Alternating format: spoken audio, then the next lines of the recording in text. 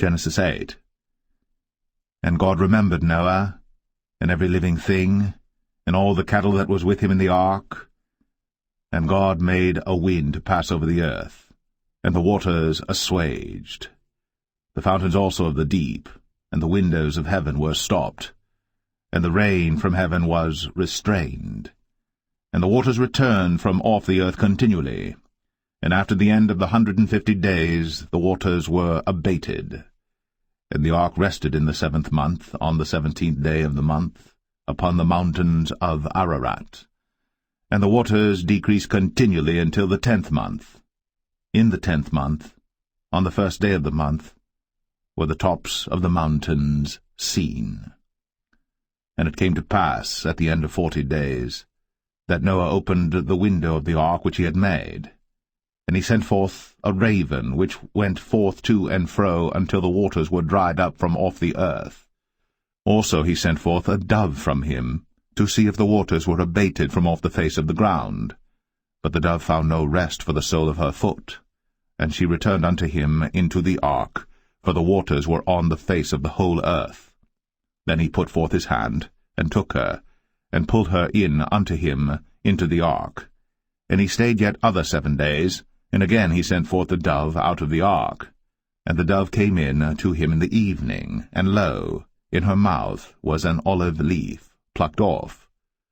So Noah knew that the waters were abated from off the earth.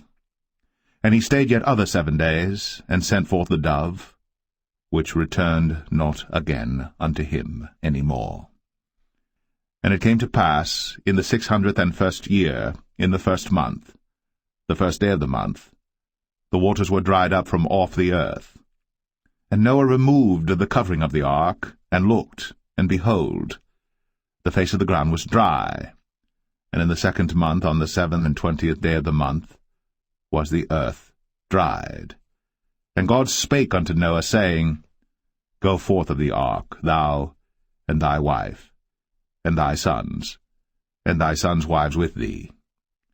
Bring forth with thee every living thing that is with thee of all flesh, both of fowl, and of cattle, and of every creeping thing that creepeth upon the earth, that they may breed abundantly in the earth, and be fruitful and multiply upon the earth. And Noah went forth, and his sons and his wife, and his sons' wives with him, every beast, every creeping thing, and every fowl, and whatsoever creepeth upon the earth, after their kinds, went forth out of the ark. And Noah builded an altar unto the Lord, and took of every clean beast, and of every clean fowl, and offered burnt offerings on the altar.